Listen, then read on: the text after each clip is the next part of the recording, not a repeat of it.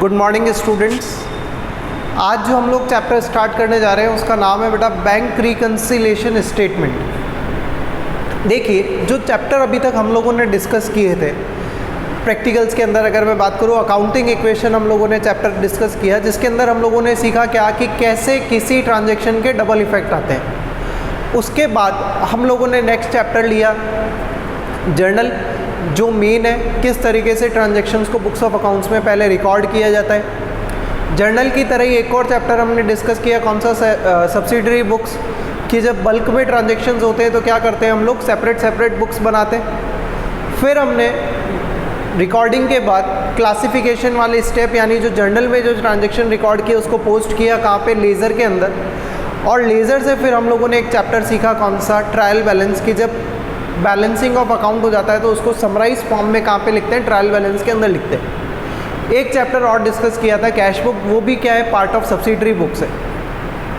तो मैंने आपको बताया भी था कि ये जो है वो एक तरीके से क्या है बेटा, हमारे लिए प्रोसेस ऑफ अकाउंटिंग था कि किस तरीके से प्रोसेस करते हैं और ए बी से। अब देखिए, जो चैप्टर हम लोग पढ़ रहे हैं बैंक रिकंसिलिएशन स्टेटमेंट, वो प्रोसेस ऑफ अकाउंटिंग का पार्ट नहीं है। बैंक रिकंसिलिएशन जो स्टेटमेंट है बेटा, वो प्रोसेस ऑफ अकाउंटिंग का पार्ट नहीं है। क्यों नहीं है मैं आपको बताता हूँ, और क्यों ये चैप्टर हम लोग बनाते हैं, क्या इस चैप्टर का इम्पोर्टेंस है और क्या नीड है हमको इस चैप्टर की, वो समझना। हम लोगों ने डबल कॉलम कैश बुक पढ़ी है बेटा, डबल कॉलम कैश बुक पढ़ी है। डबल कॉलम कैश बुक में क्या करते थे हम, डेबिट साइड में भी और क्रेडिट साइड में भी क्या करते थे, दो कॉलम्स बनाते थे, एक कॉलम कैश का, एक कॉलम बैंक का, एक कॉलम कैश का और एक कॉलम बैंक का। यानी बैंक से रिलेटेड जितने भी ट्रांजैक्शंस होते थे उसको हम लोग कहाँ रिकॉर्ड करते थे, कैश बुक के बैंक कॉलम में। चाहे वो रिसिप्ट साइड हो या पेमेंट साइड हो, कहाँ रिकॉर्ड करते थे। अगर बैंक से रिलेटेड कोई भी ट्रांजैक्शन है तो कहाँ पे रिकॉर्ड कर रहे थे हम लोग, कैश बुक के बैंक कॉलम में, whether it is receipt side और पेमेंट साइड। इसका मतलब आप कह सकते हैं क्या कि कैश बुक जो है वो कौन मेंटेन कर रहा है, कौन मेंटेन कर रहा है, खुद बिजनेसमैन मेंटेन कर रहा है। ठीक है, आप लोगों को पता होगा कि अगर आप लोगों का बैंक में अकाउंट होता है बेटा, तो हम लोगों का जो बैंक में अकाउंट होता है उसके लिए बैंक भी क्या करती है, हमारे अकाउंट में कितने ट्रांजैक्शंस हो रहे हैं, क्या क्या ट्रांजैक्शंस हो रहे हैं, उसके लिए एक बुक मेंटेन करते हैं जिसको बोलते हैं बैंक पासबुक, या बहुत सी बार उसको बैंक स्टेटमेंट भी बोला जाता है। समझना आप मेरी बात, आपका जो अकाउंट है तो आपके कैश बुक के बैंक कॉलम में जो आप ट्रांजैक्शन रिकॉर्ड करेंगे, वही सिमिलर ट्रांजैक्शन बैंक वाले भी क्या करेंगे, आपके बैंक पासबुक में रिकॉर्ड करेंगे। एक एग्जांपल के लिए मैं बोलूँ बेटा कि 5000 रुपीज़ अगर आपने कैश डिपॉजिट करवाया बैंक में, तो आप कैश बुक में भी उस ट्रांजैक्शन को कितने रुपीज़ से रिकॉर्ड करेंगे, 5000 से, और बैंक वाले भी उसको कितने रुपीज़ से रिकॉर्ड करेंगे बेटा, 5000 रुपीज़ से।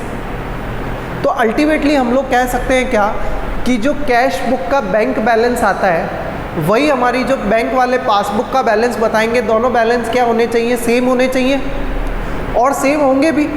भाई आप समझो, जो बैंकिंग ट्रांजैक्शन आप लोग कैश बुक में रिकॉर्ड कर रहे हो, वही बैंकिंग ट्रांजैक्शन को, आपके बैंकिंग ट्रांजैक्शन को आपके अकाउंट नेम के नाम से या आपके अकाउंट नंबर के नाम से बैंक वाले भी क्या कर रहे हैं, आपकी पासबुक में उसको क्या कर रहे हैं, रिकॉर्ड कर रहे हैं। तो कहने का मतलब क्या हुआ कि कैश बुक का जो बैंक कॉलम का बैलेंस है और बैंक पासबुक का जो बैलेंस है, जो कि बैंक मेंटेन कर रही है आपके बिहाफ पे, उन दोनों का बैलेंस क्या होना चाहिए, सेम होना चाहिए।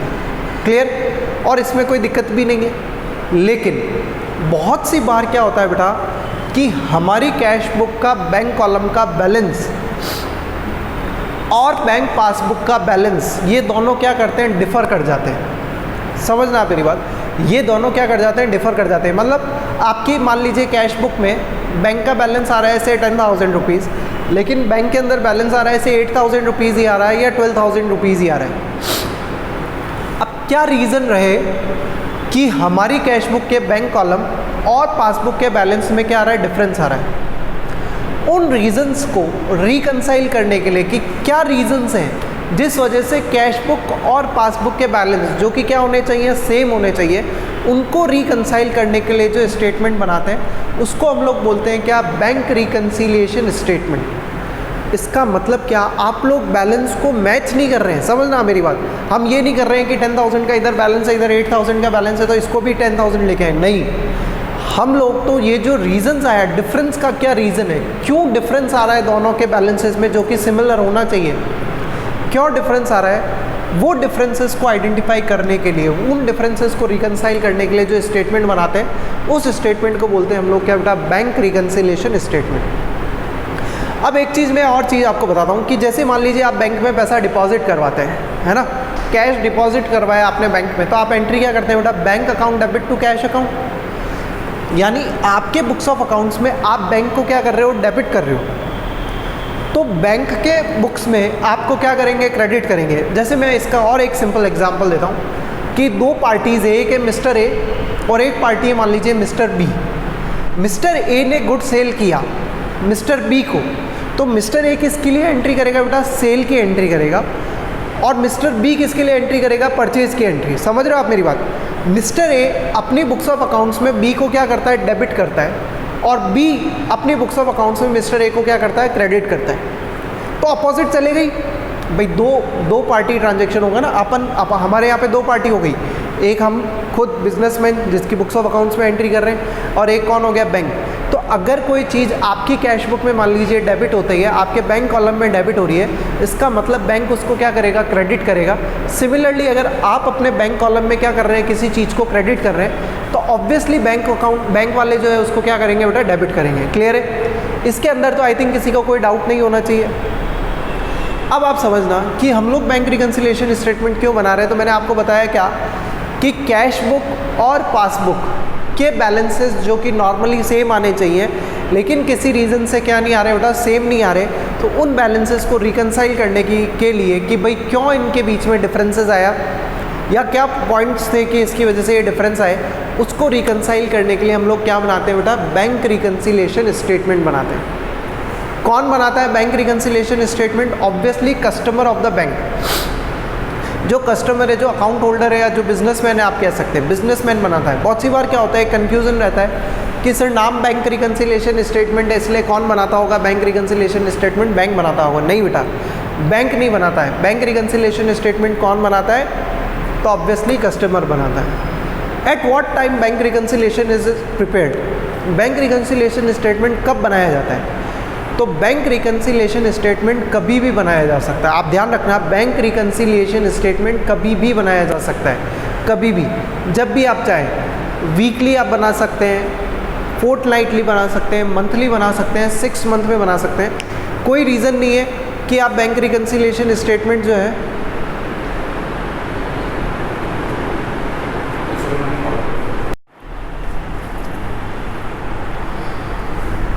हाँ बेटा, हम डिस्कस कर रहे थे क्या कि बैंक रिकंसिलिएशन स्टेटमेंट कौन बनाता है? तो कौन बनाता है? जो कस्टमर ऑफ द बैंक है, जिसका बैंक में अकाउंट है। जो बिजनेसमैन है वो क्या करता है? बैंक रिकंसिलिएशन स्टेटमेंट बनाता है। बैंक कभी भी बैंक रिकंसिलिएशन स्टेटमेंट नहीं बनाया जाता। उसके बाद हमने डिस्कस किया क्या कि बैंक रिकंसिलिएशन स्टेटमेंट कब बनाया जाता है। तो बैंक रिकंसिलिएशन स्टेटमेंट आप कभी भी बना सकते हैं, वीकली, मंथली, फोर्टनाइटली, 6 मंथ के अंदर, जैसी आपको नीड हो।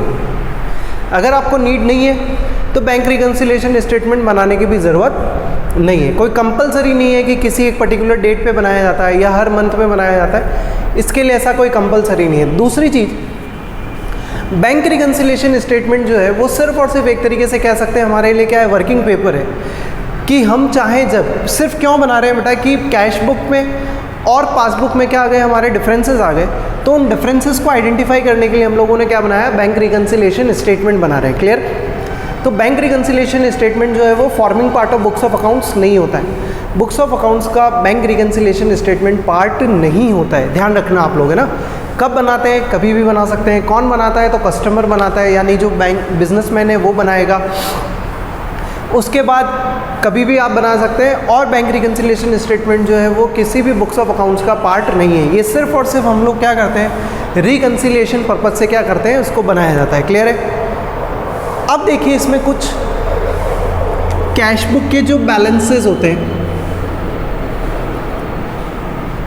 2 तरह के बैलेंसेस हैं जो आगे प्रैक्टिकल क्वेश्चन जब आप करेंगे हम लोग तो मैं आपको बताऊंगा।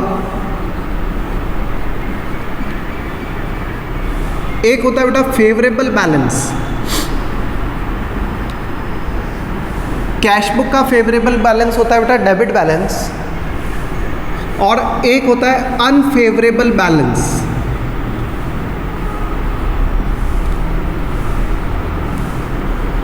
अनफेवरेबल बैलेंस को हम लोग क्या बोलते हैं बेटा, ओवरड्राफ्ट बैलेंस भी बोलते हैं।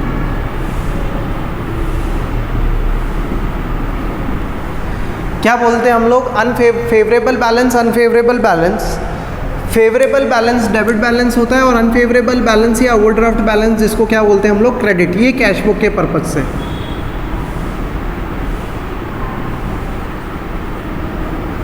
पासबुक के पर्पज से अगर मैं बात करूं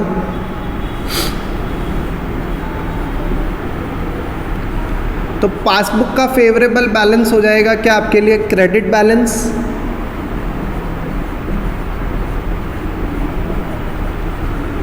और अनफेवरेबल बैलेंस हो जाएगा, या जिसको हम लोग क्या बोलते हैं बेटा, ओवरड्राफ्ट बैलेंस भी बोलते हैं। वो हो जाएगा कौन सा बैलेंस, डेबिट बैलेंस। क्लियर है। तो कैश बुक का फेवरेबल बैलेंस होता है डेबिट, अनफेवरेबल या ओवरड्राफ्ट बैलेंस होता है क्रेडिट। पासबुक का फेवरेबल बैलेंस है क्रेडिट, अनफेवरेबल या ओवरड्राफ्ट बैलेंस होता है कौन सा, क्रेडिट बैलेंस। अब आप समझना क्या होता है फेवरेबल, अनफेवरेबल या ओवरड्राफ्ट बैलेंस। फेवरेबल बैलेंस का मतलब ये हो गया कि हमारा कैश डिपॉजिट है किधर, बैंक के अंदर। इसका सिंपल लैंग्वेज में मैं बोलूँ तो आप बैंक से क्या करते हैं, पैसा मांगते हैं। कैश बुक का फेवरेबल बैलेंस का मतलब क्या हो गया, आप जो है बैंक में आपका पैसा क्या है, डिपॉजिट पड़ा है। एक तरीके से कह सकते हैं आप बैंक वालों से क्या करते हैं, पैसा मांगते हैं। अनफेवरेबल बैलेंस या ओवरड्राफ्ट बैलेंस का क्या मतलब हो गया कि आपने बैंक से ज़्यादा पैसा ले रखा है, या कह सकते हैं आप सिंपल लैंग्वेज में अगर मैं बोलूँ तो आप कह सकते हैं क्या कि बैंक आपसे क्या करता है, पैसा मांगता है। फेवरेबल बैलेंस इसका मतलब मेरा बैंक में पैसा डिपॉजिट है। अनफेवरेबल या ओवरड्राफ्ट बैलेंस का मतलब क्या हो गया, बैंक क्या करता है, मुझसे पैसा मांगता है। क्लियर। तो कैश बुक में फेवरेबल, अनफेवरेबल, डेबिट और क्रेडिट, और पासबुक में क्या चलेगा, बिल्कुल रिवर्स चलेगा। मैंने अभी आपको बताया भी था कि अगर कैश बुक में कोई चीज़ बैंक जो हमारे बैंक कॉलम में अगर कोई चीज़ डेबिट करते हैं तो बैंक वाले उसको ऑब्वियसली क्या करेंगे, क्रेडिट करेंगे। तो पासबुक का जो बैलेंस होता है वो कौन सा बैलेंस होता है, फेवरेबल बैलेंस, क्रेडिट बैलेंस है। और अनफेवरेबल यानी ओवरड्राफ्ट बैलेंस कौन सा बैलेंस है, डेबिट बैलेंस। इस चीज़ को आप चेक भी कर सकते हैं आपकी फैमिली के अंदर, मदर का, फादर का, या हो सकता है आप लोगों का भी सेविंग बैंक अकाउंट अगर है तो आपका जो भी डिपॉजिट पैसा है, पासबुक चेक करना आप लोग अपने मदर की, फादर की। पासबुक का जो भी बैलेंस होगा ना, उसमें क्या लिखा हुआ होगा, क्रेडिट बैलेंस लिखा हो। जहाँ पे बैलेंस लिखा हुआ होगा उसके आगे CR लिखा हुआ रहेगा, है ना, उसके आगे या पीछे CR लिखा हुआ रहेगा। इसका मतलब वो कौन सा बैलेंस है, क्रेडिट बैलेंस, कि आप बैंक वालों से क्या करते हैं बेटा, पैसा मांगते हैं। वो फेवरेबल बैलेंस है। पासबुक में अगर क्रेडिट बैलेंस शो हो रहा है, इसका मतलब फेवरेबल बैलेंस है, हम बैंक वालों से पैसा मांगते हैं। और पासबुक में अगर डेबिट बैलेंस शो हो रहा है, इसका मतलब बैंक वाले क्या करते हैं, हमसे पैसा मांगते हैं। तो सेविंग अकाउंट के केस में तो खैर आपको मिलेगा नहीं डेबिट बैलेंस, वहाँ पर तो आपको क्रेडिट बैलेंस ही मिलेगा। लेकिन हाँ, कहीं करंट अकाउंट अगर है, CC अकाउंट होता है, लोन अकाउंट वगैरह, वहाँ पे ज़रूर ओवरड्राफ्ट बैलेंस देखने को मिल सकता है या डेबिट बैलेंस देखने को मिल सकता है। क्लियर। तो ये बात करी हमने फेवरेबल बैलेंस और अनफेवरेबल बैलेंसेस की। अब बेटा बात करें हम लोग कि बैंक रिकन्सिलिएशन स्टेटमेंट का फॉर्मेट क्या होता है। मैंने आपको बोला क्या कि बैंक रिकन्सिलिएशन स्टेटमेंट जो है वो not forming part of books of accounts है, ये बुक्स ऑफ अकाउंट्स का पार्ट नहीं है। तो इसमें फॉर्मेट का कोई कंपल्सन नहीं है कि कोई एक पर्टिकुलर फॉर्मेट ही होता है। अलग अलग टीचर्स अलग अलग बुक्स के अंदर अलग अलग फॉर्मेट क्या होते हैं, दिए हुए रहते हैं। बहुत सारे फॉर्मेट्स दिए हुए हैं, पर आपकी जो इच्छा है आप क्या कर सकते हैं, वो फॉर्मेट को कर सकते हैं, फॉलो कर सकते हैं। एक बिल्कुल ईजी फॉर्मेट हम लोग डिस्कस करते हैं। देखिए,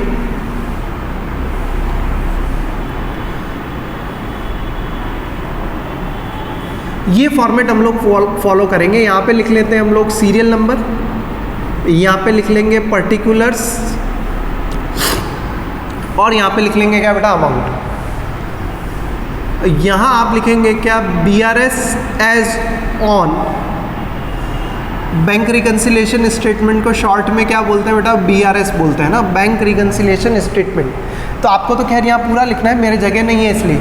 तो क्या लिखेंगे बेटा, bank reconciliation statement as on. जिस भी दिन आप बना रहे हो, से 30 जून को आप बना रहे हो, तो क्या लिखेंगे यहाँ पे, डेट 30 जून 2020।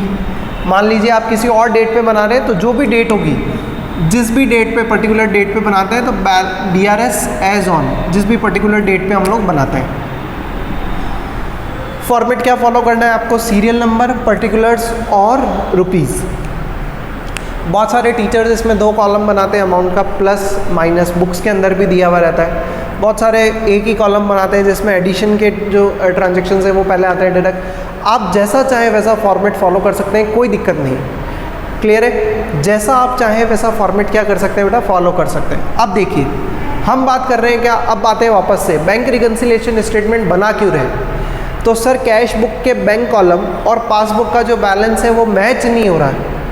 और वो क्यों मैच नहीं हो, हमको उसको मैच नहीं करना है, हमको उसको मैच नहीं करना है। वो क्यों मैच नहीं हो रहा है, उस मैच नहीं होने के पीछे हमको क्या करना है, वो रीजंस फाइंड आउट करने हैं। और उसी के लिए हम लोग क्या बना रहे हैं, रिकन्सिलिएशन स्टेटमेंट की रिकन्साइल करना है हमको कि क्या तो ऐसे रीजंस थे जिसकी वजह से कैश बुक का बैंक कॉलम और पासबुक के बैलेंस मैच नहीं हुए। उसके लिए हम लोग क्या बना रहे हैं, बैंक रिकन्सिलिएशन स्टेटमेंट बना रहे हैं। तो देखिए बैंक रिकन्सिलिएशन स्टेटमेंट जो है वो स्टार्ट होता है कहाँ से, या तो balance as per cash book, या तो क्वेश्चन आपका स्टार्ट होगा कहाँ से, balance as per cash book, या स्टार्ट होगा वो कहाँ से, बैलेंस एज पर पासबुक,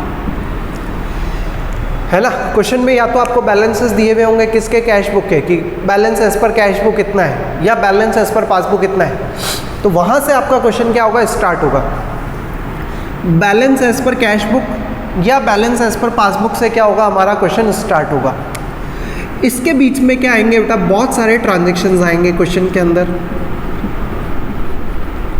ठीक है। इन ट्रांजैक्शंस को अपने को क्या करना है, वो जो बैलेंसेस दिए हुए होंगे उस ट्रांजैक्शन के अंदर, ये जो बैलेंस दिया हुआ है इसके अंदर क्या करना है, आपको प्लस माइनस करना है। और ये प्लस माइनस करने के बाद आपको फाइनली पता चल जाएगा क्या, बैलेंस एज पर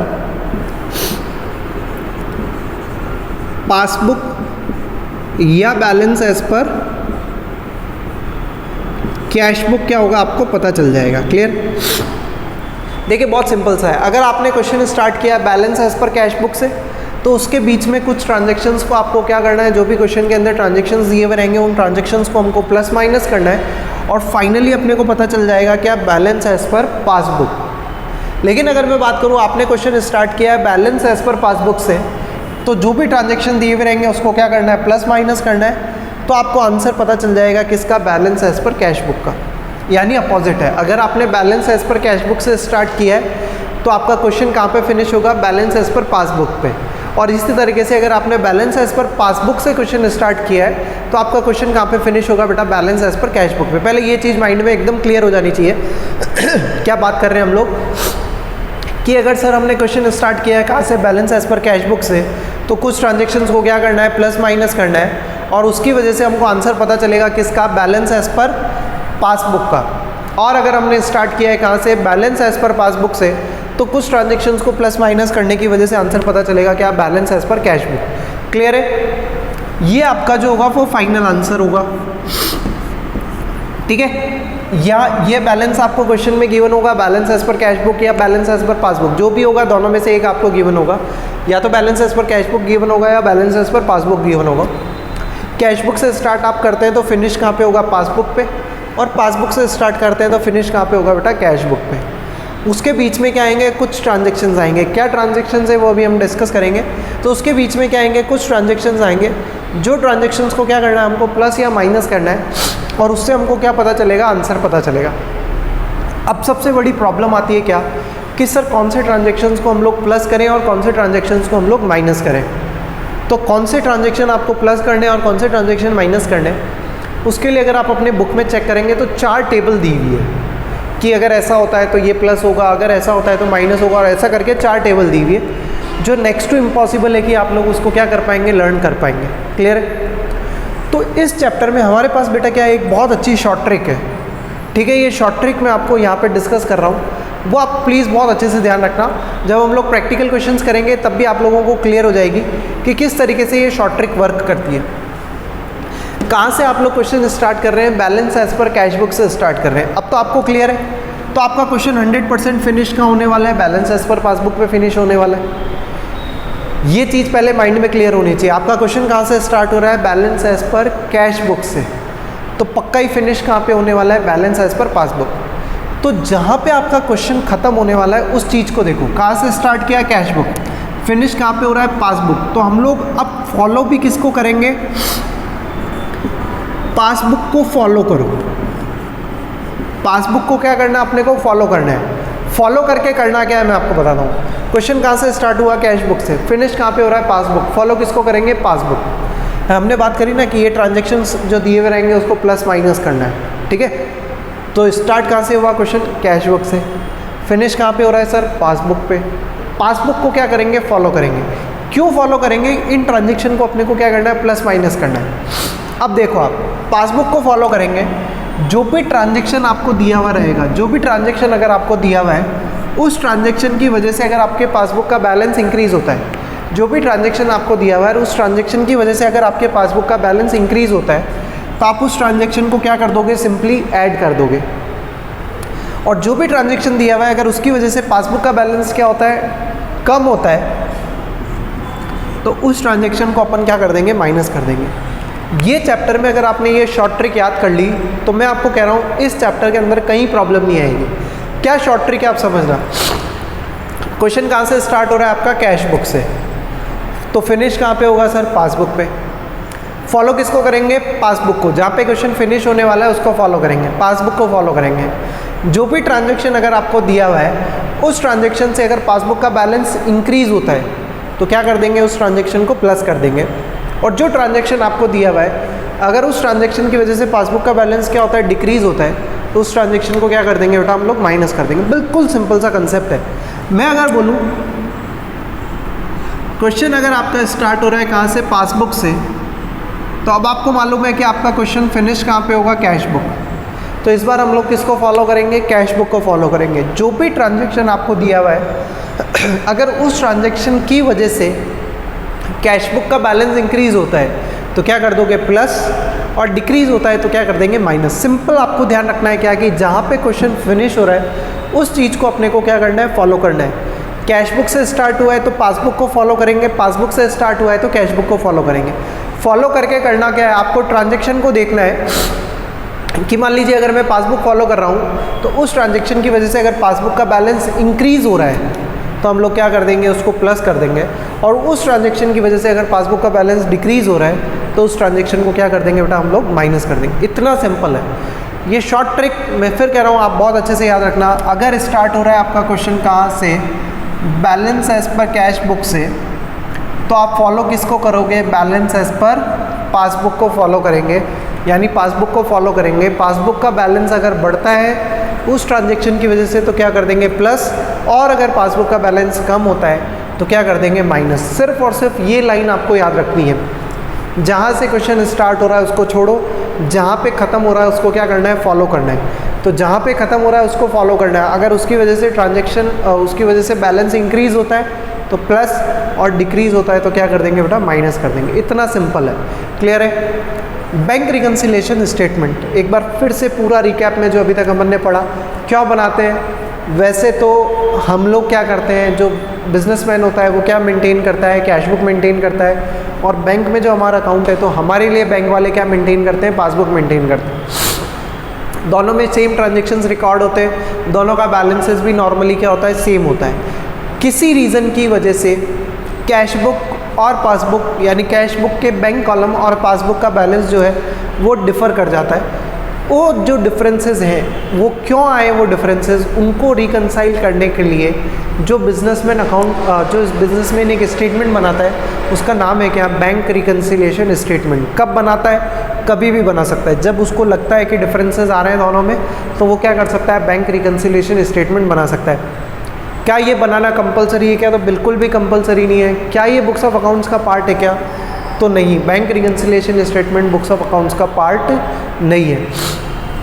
हमारी नॉलेज के लिए हम लोगों ने पढ़ा favourable balances, unfavourable balances. Cash book का फेवरेबल बैलेंस डेबिट बैलेंस होता है, पासबुक का फेवरेबल बैलेंस क्रेडिट बैलेंस होता है। कैश बुक का अनफेवरेबल या ओवरड्राफ्ट बैलेंस क्रेडिट बैलेंस है, पासबुक का अनफेवरेबल या ओवरड्राफ्ट बैलेंस कौन सा बैलेंस है? डेबिट बैलेंस है। क्लियर? फिर हम बात करें क्या सर बैंक रिकंसिलिएशन स्टेटमेंट का फॉर्मेट फिक्स है क्या? कोई फॉर्मेट फिक्स नहीं है। आप बुक के अंदर देखेंगे वहाँ पे भी अलग अलग फॉर्मेट है, अलग अलग बुक्स के अंदर अलग अलग टीचर्स आपको अलग अलग फॉर्मेट बनाएंगे। हम लोग क्या फॉर्मेट फॉलो कर रहे हैं, बिल्कुल सिंपल फॉर्मेट फॉलो कर रहे हैं, सीरियल नंबर, पर्टिकुलर्स और रुपीज़। सबसे पहले हेडिंग डालेंगे क्या, bank reconciliation statement as on. जिस भी दिन हम लोग बना रहे हैं तो bank reconciliation statement as on, serial number जो भी ट्रांजेक्शन होगा 1 2 3 4 5, पर्टिकुलर्स के अंदर क्वेश्चन स्टार्ट कहाँ से होगा, अब या तो स्टार्ट होगा balance as per cash book से, या स्टार्ट होगा कहाँ से, बैलेंस एज पर पासबुक से। फिर उसके बाद क्वेश्चन में कुछ ट्रांजेक्शन्स दिए हुए रहेंगे, उन ट्रांजेक्शन्स को क्या करना है, अपने को प्लस माइनस करना है, और फाइनली हम लोगों को क्या हो जाएगा, आंसर पता चल जाएगा। अगर अपन ने स्टार्ट किया है कैश बुक से तो हमको पता चल जाएगा बैलेंस एज पर पासबुक, और अगर स्टार्ट किया है पासबुक से तो हमको पता चल जाएगा क्या, balance as per cash book. Clear. अब क्या करना है, ये जो ट्रांजेक्शन्स दिए हुए हैं आपको क्वेश्चन के अंदर, उन ट्रांजेक्शन को क्या करना है बेटा, प्लस और माइनस करना है। अब कौन सा ट्रांजेक्शन प्लस होगा और कौन सा ट्रांजेक्शन माइनस होगा, उसके लिए हमने ट्रिक सीखी क्या, कि अगर मान लीजिए क्वेश्चन स्टार्ट होता है कहाँ से, balance as per cash book से, तो हम लोग फॉलो करेंगे किसको, बैलेंस एज पर पासबुक को। अगर जो भी ट्रांजेक्शन दिया हुआ है उसकी वजह से पासबुक का बैलेंस बढ़ता है तो प्लस, और पासबुक का बैलेंस कम होता है तो माइनस। अगर क्वेश्चन स्टार्ट हुआ है बैलेंस एज पर पासबुक से तो हम लोग फॉलो करेंगे किसको, कैश बुक को।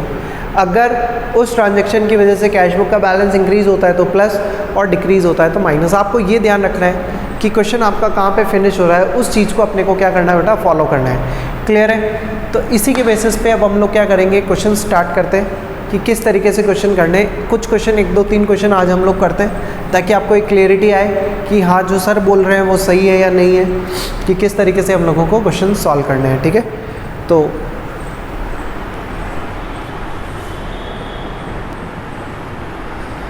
यस स्टार्ट करते हैं बेटा। क्वेश्चन नंबर 1 देखो आप, बैंक रिकन्सिलिएशन स्टेटमेंट का क्वेश्चन नंबर 1 देखिए क्या दिया हुआ है। Debit balance as per cash book आपको दिया हुआ है ना। तो यहाँ हेडिंग डाल देंगे हम लोग BRS एज ऑन, डेट दी हुई नहीं तो हम भी नहीं लिखेंगे, सीरियल नंबर, पर्टिकुलर्स और अमाउंट। सीरियल नंबर 1 में आपको दिया हुआ है क्या, debit balance as per cash book, यानी यहाँ पे दिया हुआ है क्या आपको, balance as per cash book. तो balance as per cash book दिया हुआ है आपको कितना रुपीज़ बेटा, 15,000 रुपीज़। तो ये अमाउंट लिख देंगे कितना, 15,000। अब ये लिखते ही आपको माइंड में क्या हो जाना चाहिए, क्लियर हो जाना चाहिए कि क्वेश्चन कहाँ से स्टार्ट हो रहा है, balance as per cash book से जो है हमारा क्वेश्चन क्या हो रहा है बेटा, स्टार्ट हो रहा है। कहाँ से स्टार्ट हो रहा है, balance as per cash book से स्टार्ट हो रहा है। तो 100% फिनिश कहाँ पे होगा, बैलेंस एज पर पासबुक में फिनिश होगा। अब हम लोग फॉलो किसको करेंगे, पासबुक को फॉलो करेंगे। जो भी ट्रांजेक्शन अब हमको दिए हुए क्वेश्चन के अंदर, अगर उस ट्रांजेक्शन की वजह से पासबुक का बैलेंस इंक्रीज़ होता होगा तो हम लोग क्या कर देंगे, प्लस, और उस ट्रांजेक्शन की वजह से अगर पासबुक का बैलेंस डिक्रीज़ होता होगा तो हम लोग क्या कर देंगे बेटा, माइनस कर देंगे। Clear.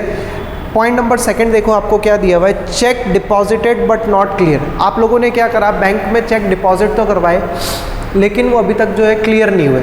Check deposited but not clear का मतलब आप समझना, मान लीजिए मुझे किसी बच्चे से फ़ीस का चेक रिसीव होता है। जैसे ही मुझे फ़ीस का चेक रिसीव होगा मैं अपनी उसको कहाँ पे एंटर कर दूंगा, कैश बुक के अंदर एंटर कर दूंगा। बैंक में डिपॉजिट करवाया तो कैश बुक के अंदर एंटर कर दूंगा। कैश बुक के अंदर अगर एंटर करूंगा उस चेक को, मान लीजिए फ़ीस रिसीव हो रही है मुझे, तो कैश बुक का बैलेंस क्या हो जाएगा, मेरा इंक्रीज़ हो जाएगा। लेकिन इसने क्या बोला कि बट नॉट क्लियर। कहाँ पे क्लियर नहीं हुआ, बैंक के अंदर अभी तक क्लियर नहीं हुआ। आप लोगों को अगर पता होगा थोड़ा बहुत क्लियरिंग सिस्टम, तो क्या होता है कि अगर अदर बैंक का आप लोगों ने चेक दिया है, तो आज मान लीजिए मुझे चेक दिया है, उसको मैंने अगर आज बैंक में डिपॉजिट करवाया तो वो 2 डेज़ 3 डेज़ के बाद क्या होता है, मेरे बैंक अकाउंट में उसका बैलेंस जो है वो रिफ्लेक्ट होगा। समझ रहे हो आप मेरी बात। अगर आज आपने चेक दिया है तो उसके आफ्टर 2 डेज़ या 3 डेज़, ऑलमोस्ट इतना टाइम लगता है, उसमें मेरे क्या होगा, वो बैलेंस रिफ्लेक्ट होगा, यानी 2 दिन के बाद क्लियरिंग होगी। भाई आपका चेक जो आपने दिया उस पर डेट आपने सही लिखा है क्या, साइन आपने सही किया है, जो आप जितने रुपए का मुझे आपने चेक दिया है वो उसमें आपके अकाउंट में प्रॉपर बैलेंस है या नहीं। तो ये सब बैंक वाले चेक करके फिर क्या करते हैं, आपके अकाउंट से मेरे अकाउंट में क्या करते हैं, पैसा ट्रांसफ़र करते हैं, और इस प्रोसीजर में 1-2 दिन का टाइम लगता है। मैंने तो क्या किया, जैसे ही आपने मुझे चेक दिया अभी मान लीजिए, और अभी मैंने बैंक में डिपॉजिट करवाया, तो मैंने मेरी कैश बुक में तो उस ट्रांजेक्शन को क्या कर दिया, रिकॉर्ड कर दिया, यानी कैश बुक का बैलेंस क्या कर लिया, इंक्रीज़ कर लिया। लेकिन बैंक वाले कब रिकॉर्ड करेंगे? जब वो चेक क्लियर होगा। तो बैंक का बैलेंस अभी भी क्या है? कम है। आप समझना, जैसे मैं बोलूँ कि ये कैश बुक है और ये पासबुक है, ये कैश बुक है और ये पासबुक है, आपने जैसे मुझे चेक दिया, मैंने उसको अपने बुक्स ऑफ अकाउंट्स में रिकॉर्ड करा, यानी कैश बुक का बैलेंस क्या हो गया बेटा? इंक्रीज हो गया। लेकिन पासबुक का बैलेंस अभी भी क्या है? कम है। क्यों? क्योंकि पासबुक में अभी भी वो चेक क्लियर नहीं हुआ है। पासबुक में चेक क्लियर नहीं हुआ यानी पासबुक का बैलेंस क्या है? कम है। और हम लोग फॉलो भी किसको कर रहे हैं बेटा? पासबुक को फॉलो कर रहे हैं। तो पासबुक अगर फॉलो कर रहे हैं और पासबुक का बैलेंस कम है तो क्या करेंगे? माइनस करेंगे। हमने सीखा है ना कंसेप्ट, पासबुक फॉलो कर रहे हैं, अगर पासबुक का बैलेंस बढ़ता है तो प्लस और कम होता है तो क्या? माइनस। तो सेकेंड ट्रांजेक्शन यहाँ पे लिखेंगे क्या? चेक डिपॉजिटेड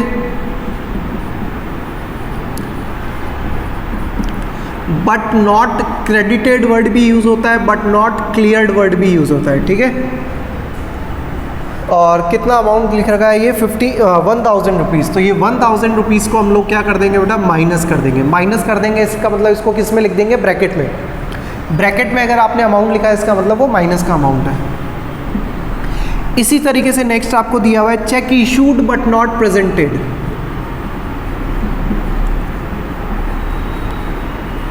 चेक इशूड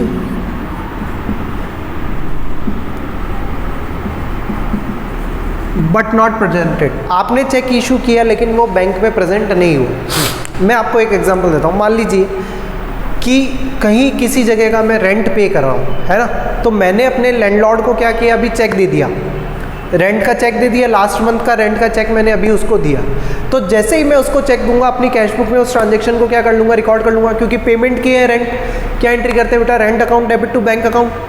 तो जो कैश बुक हम लोग बना रहे हैं उसके कौन से साइड में रिकॉर्ड करूँगा? मैं इसको क्रेडिट साइड में रिकॉर्ड करूँगा। तो उसको मैंने अपनी क्रेडिट साइड में यानी कैश बुक में रिकॉर्ड कर लिया, पेमेंट साइड में, लेकिन वो अभी तक बैंक में प्रेजेंट नहीं हुआ। आप समझना, मैंने चेक दे दिया लैंडलॉर्ड को, लेकिन उसने बैंक में जाके जब तक नहीं लगाएगा वो, क्या मेरे अकाउंट से पैसा डिडक्ट होगा? क्या उसके अकाउंट में पैसा आएगा? क्या नहीं ना।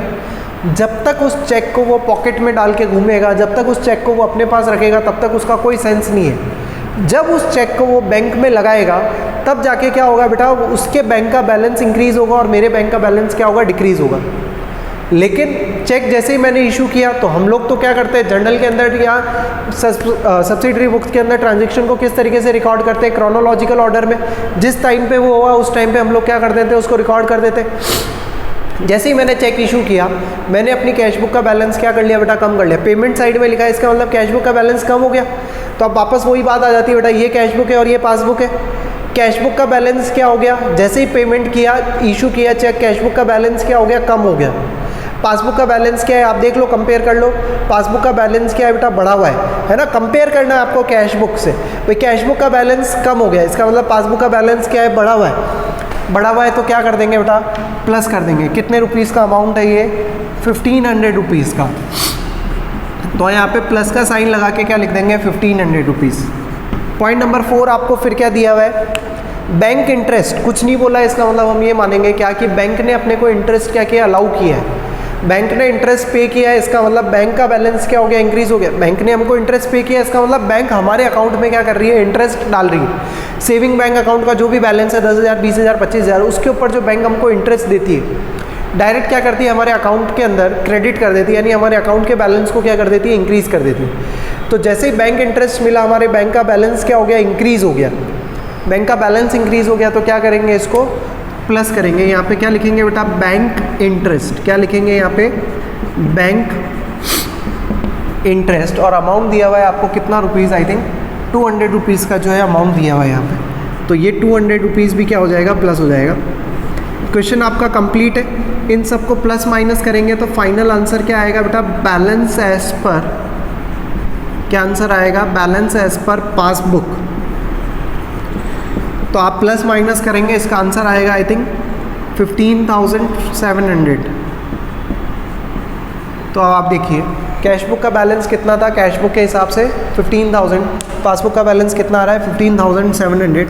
और ये जो डिफरेंस आ रहा है वो डिफरेंस क्यों आ रहा है? तो ये पॉइंट्स हैं, इसकी वजह से कैश बुक और पासबुक के बैलेंस में क्या आ रहा है? डिफरेंस आ रहा है। क्लियर है? इसके ऊपर बेस्ड और बहुत सारे क्वेश्चंस हैं जो हम लोग नेक्स्ट लेक्चर्स के अंदर करेंगे। तब तक इस वीडियो को, बैंक रिकन्सिलिएशन स्टेटमेंट का कंसेप्ट समझने के लिए इस वीडियो को आप बहुत ज़्यादा से ज़्यादा जितनी ज़्यादा बार आप देख सकें इसको देखिएगा, कंसेप्ट को समझने की कोशिश करिएगा कि किस तरीके से हमने किया। एक क्वेश्चन हमने किया है अभी, इसके बाद और कुछ फर्दर क्वेश्चंस और हैं जो नेक्स्ट लेक्चर में हम लोग कंप्लीट करेंगे। क्लियर है? तो आज के लिए इतना ही रखते हैं बेटा। कंसेप्ट बहुत अच्छे से समझना, bank reconciliation statement exam point of view से भी इंपॉर्टेंट है, प्रैक्टिकल लाइफ के भी बारे में अगर मैं बात करूँ तो इम्पॉर्टेंट है। क्लियर है? तो इतना रखते हैं आज के लिए। नेक्स्ट लेक्चर में कंटिन्यू करेंगे चैप्टर को कुछ और क्वेश्चंस के साथ, कुछ और ट्रांजैक्शंस के साथ, ताकि आपको और क्लियरिटी आएगी। तब तक वही चीज़ है कि बहुत अच्छे से पढ़ाई करिए बेटा, अपना ध्यान रखिए, पेरेंट्स का, ग्रैंड पेरेंट्स का ध्यान रखिए। क्लियर है? Thank you so much.